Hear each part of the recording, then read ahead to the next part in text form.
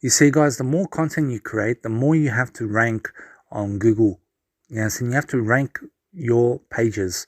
You have to be studying constantly about how to rank, about how to have CEO in your life, how to get to more people, how to be successful, how to be giving a service, understanding how to actually do the work that you're doing and posting content online every single day.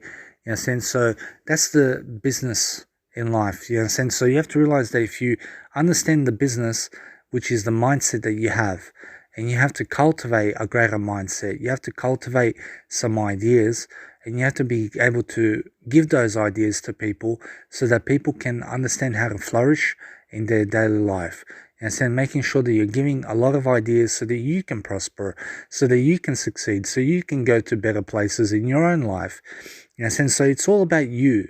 And the more content you give in life, the better you're going to succeed and the better you're going to live life.